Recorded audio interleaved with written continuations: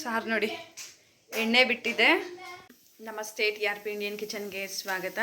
ಇವತ್ತು ಬೆಳಗ್ಗೆ ಬ್ರೇಕ್ಫಾಸ್ಟ್ಗೆ ಹಾಗೆ ಮಧ್ಯಾಹ್ನ ಲಂಚ್ ಬಾಕ್ಸ್ಗೆ ನಾವು ಮಾಡ್ತಾ ಇರೋವಂಥ ರೆಸಿಪಿ ಬೆಂಡೆಕಾಯಿ ಮಸಾಲೆ ಸಾರು. ಓಕೆನಾ, ಬೆಂಡೆಕಾಯಿನ ಚೆನ್ನಾಗಿ ತೊಳೆದು ಎತ್ತಿಟ್ಕೊಂಡಿದ್ದಾರೆ ನೋಡಿ. ಹಾಗೆ ಎಲ್ಲ ಕಟ್ ಮಾಡ್ಕೊತಿದ್ದಾರೆ ಹುರಿಯೋದಕ್ಕೆ. ಹಾಗೆ ಮಸಾಲೆಗೆ ಟೊಮೆಟೊ, ಹಾಗೆ ಇನ್ನೊಂದೆರಡು ಈರುಳ್ಳಿ ಇಲ್ಲಿದೆ ನೋಡಿ, ಸುಲಿಬೇಕು. ತೆಂಗಿನಕಾಯಿನ ತುರಿದು ಇಟ್ಕೊಂಡು ಹಾಗಿದೆ. ಓಕೆನಾ, ಸೊ ಮಿಕ್ಸಿ ಜಾರ್ನಲ್ಲಿ ಹಾಕುವಾಗ ಹೇಳ್ತೀನಿ ಏನೇನು ಹಾಕ್ಬೇಕಂತ ಹೇಳಿ. ಮೊದಲಿಗೆ ಬೆಂಡೆಕಾಯಿನ ಈ ರೀತಿ ಚೆನ್ನಾಗಿ ತೊಳೆದು ಮತ್ತು ಕಟ್ ಮಾಡ್ಕೊಂಬಿಡಿ. ಓಕೆನಾ, ಅಮ್ಮ ಬೆಂಡೆಕಾಯಿ ಉರಿಯೋಕ್ಕೆ ಶುರು ಮಾಡಿಬಿಟ್ಟಿದ್ದಾರೆ ನೋಡಿ. ಒಂದೆರಡು ಸ್ಪೂನು ಎಣ್ಣೆ ಹಾಕ್ಕೊಂಡ್ರೆ ಸಾಕು. ಹಣ್ಣು ಹೋಗೋ ತನಕ ಚೆನ್ನಾಗಿ ಹುರ್ಕೊಬೇಕು ಬೆಂಡೆಕಾಯಿನ ನೋಡಿ. ಇದೊಂದು 5 ನಿಮಿಷ ತೊಗೊಳುತ್ತೆ ಚೆನ್ನಾಗಿ ಹುರಿಯೋದಕ್ಕೆ. ಓಕೆನಾ, ಅಂದರೆ ಅದರಲ್ಲಿರುವಂಥ ಹಣ್ಣು ಹೋದ್ರೇ ಸಾರು ಚೆನ್ನಾಗಿರುತ್ತೆ, ಪಲ್ಯ ಮಾಡಿದ್ರೂ ಚೆನ್ನಾಗಿರುತ್ತೆ. ಓಕೆನಾ, ನೋಡಿ ಚೆನ್ನಾಗೆ ಹುರ್ಕೊಂಬಿಡೋಣ.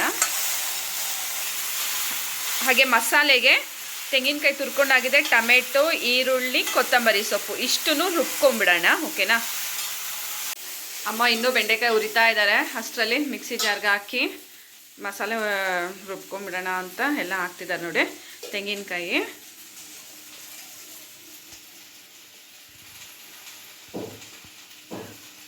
ಈ ರೀತಿ ತುರ್ದು ಹಾಕ್ಕೊಳೋದ್ರಿಂದ ಬೇಗ ನುಣ್ಣಗಾಗೋಗುತ್ತೆ, ಮಸಾಲೆ ಚೆನ್ನಾಗಿರುತ್ತೆ. ಹಾಗಾಗಿ ಈರುಳ್ಳಿ ಹಾಗೆ ಟೊಮೆಟೊ ಇದಿಷ್ಟು ಹಾಕಿ ನುಣ್ಣಗೆ ರುಬ್ಕೊಂಬಿಡೋಣ. ಅಮ್ಮ ಕೊತ್ತಂಬರಿ ಸೊಪ್ಪು ಲಾಸ್ಟಲ್ಲಿ ಹೀಗೆ ಹಾಕಬೇಕು. ಬೆಳಕು ನೋಡಿ ಹೇಗೆ ಬರ್ತಿದೆ ಅಂತ ಹೇಳಿಬಿಟ್ಟು ಹೊರಗಡೆಯಿಂದ. ಇನ್ನು ಬೆಂಡೆಕಾಯಿ ಈ ಸ್ಟೇಜಲ್ಲಿದೆ. ಈಗ ಇನ್ನೊಂದು 2 ನಿಮಿಷ ಉರಿಬೇಕು. ಅಮ್ಮ ಈಗ ಬಾಣಲೆ ಇಟ್ಟಾಯಿತು ಬಿಸಿಗೆ ನೋಡಿ. ಬೆಂಡೆಕಾಯಿನ ಹುರ್ಕೊಂಡು ಆಗಿದೆ. ಈಗ ಬಾಣಲೆ ಬಿಸಿ ಆಯಿತು. ಅಮ್ಮ ಎಣ್ಣೆ ಹಾಕ್ತಿದ್ದಾರೆ. ಎಣ್ಣೆ ಎಷ್ಟು ಬೇಕೋ ಅಷ್ಟು ನೋಡಿ ಹಾಕ್ಕೊಳ್ಳಿ, ಆಯಿತಾ. ಈಗ ಎಣ್ಣೆ ಬಿಸಿ ಆಗಲಿ. ಸಾಸಿವೆ ಹಾಕ್ತಿದ್ದಾರೆ ಸ್ವಲ್ಪ.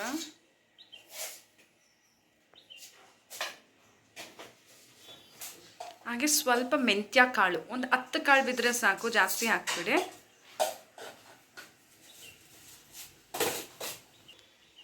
ಹಾಗೆ ಕರಿಬೇವು ಸೊಪ್ಪು,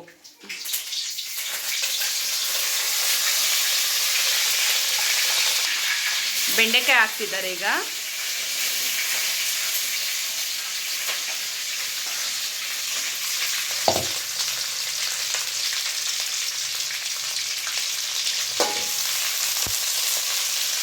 ಚೆನ್ನಾಗಿ ಮಿಕ್ಸ್ ಮಾಡ್ಕೊಂಬಿಡೋಣ.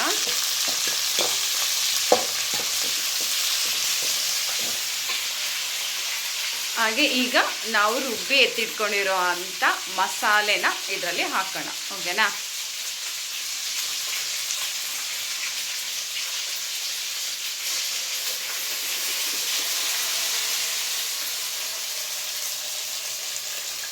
ಮಸಾಲೆ ಹಾಕಾಯಿತು.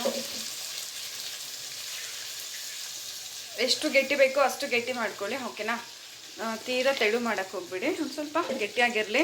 ಬೆಂಡೆಕಾಯಿಗೆಲ್ಲ ಒಳ್ಳೆ ಮಸಾಲೆ ಹಿಡಿಬೇಕು, ಆಗ ಬೆಂಡೆಕಾಯಿ ಸಾರು ಚೆನ್ನಾಗಿರುತ್ತೆ.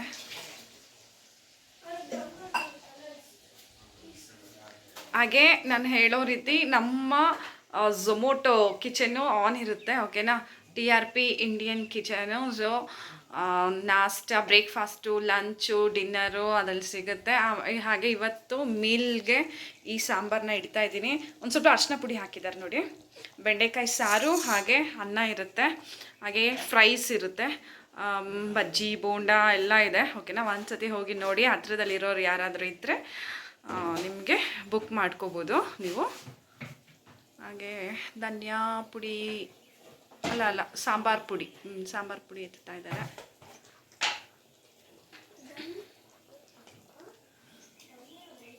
ಸಾಂಬಾರು ಪುಡಿ ಇದು ನಾವು ಮನೆಯಲ್ಲೇ ಮಾಡಿರುವಂಥ ಸಾಂಬಾರು ಪೌಡರು.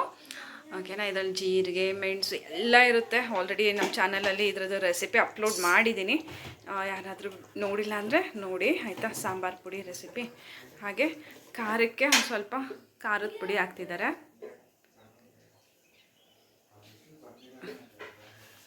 ಸ್ವಲ್ಪ ಖಾರದ ಪುಡಿ. ಬಿಸಿ ಬಿಸಿ ಅನ್ನದ ಜೊತೆ ಮುದ್ದೆಗೆ, ಚಪಾತಿಗೂ ಸಹ ಚೆನ್ನಾಗಿರುತ್ತೆ, ಚಪಾತಿ ದೋಸೆಗೆಲ್ಲ. ಓಕೆನಾ?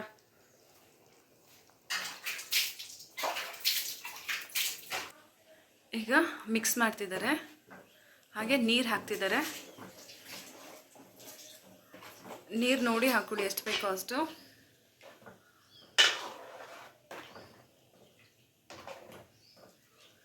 ನೀರು ಹಾಕಿದ್ರು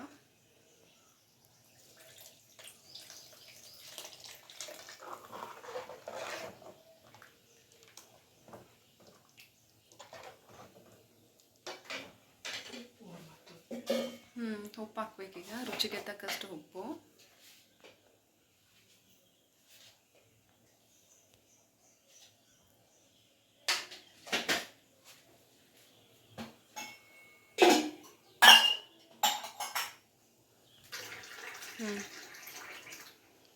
ನೋಡ್ಬೋದು ಬೆಂಡೆಕಾಯಿ ಬೇಗ ಬೆಂದೋಗುತ್ತೆ ಇದು. ಇನ್ನೊಂದು ಸ್ವಲ್ಪ ನೀರು ಹಾಕ್ತಿದ್ದಾರಮ್ಮ, ಯಾಕಂದರೆ ಕುದಿಯುವಾಗ ಇನ್ನೂ ಗಟ್ಟಿ ಆಗುತ್ತೆ. ಓಕೆನಾ? ನೋಡಿ, ಈಗ ಒಂದು ಪ್ಲೇಟ್ ಮುಚ್ಚಿಟ್ಬಿಡೋಣ. ಚೆನ್ನಾಗಿ ಕುದಿಲಿ ಒಂದು 3-4 ನಿಮಿಷ. ಮತ್ತು ನಾವು ತೋರಿಸ್ತೀನಿ ನಾನು, ನೊರೆ ಎಲ್ಲ ಬಿಟ್ಟಿರುತ್ತೆ. ಓಕೆನಾ? ಅಮ್ಮ ಈಗ ಪ್ಲೇಟ್ ಓಪನ್ ಮಾಡಿದ್ರು. ಸಾರು ನೋಡಿ ಎಣ್ಣೆ ಬಿಟ್ಟಿದೆ. ಬೆಂಡೆಕಾಯಿನೂ ಎಣ್ಣೆನಲ್ಲಿ ಹುರಿದಿರ್ತೀವಿ, ತಿರ್ಗಾ ಎಣ್ಣೆ ಹಾಕಿರ್ತೀವಲ್ಲ, ಎಣ್ಣೆ ಸಾರಿ ಬಿಟ್ಟಿದೆ ನೋಡಿ. ನೊರೆ ಎಲ್ಲ ಹೋಗಿ ಚಂದ ಸಾರು ಕುದ್ದಿದೆ. ಸಾರು ರೆಡಿ. ಈಗ ಅಮ್ಮ ಮುಚ್ಚಿಕ್ಬಿಟ್ರೆ ತಿರ್ಗಾ.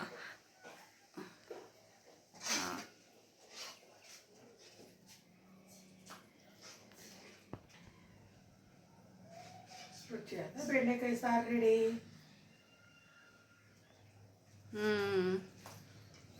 ಸೊ ನೀವು ಟ್ರೈ ಮಾಡಿ. ಘಮ ಹೇಗಿದೆ ಗೊತ್ತಾ, ಸರಿ ಇದೆ. ಹಾಗೆ ನೀವು ಟ್ರೈ ಮಾಡಿ, ಹೇಗೆ ಬಂತಂತ ಹೇಳಿ ಕಮೆಂಟ್ ಮಾಡಿ. ಹಾಗೆ ಇನ್ನೂ ಹೊಸ ಹೊಸ ಈಸಿ ರೆಸಿಪೀಸ್ಗಾಗಿ ಈಗಲೇ ಚಾನಲ್ನ ಸಬ್ಸ್ಕ್ರೈಬ್ ಮಾಡ್ಕೊಳ್ಳೋದನ್ನ ಮರಿಬೇಡಿ. Thank you, bye.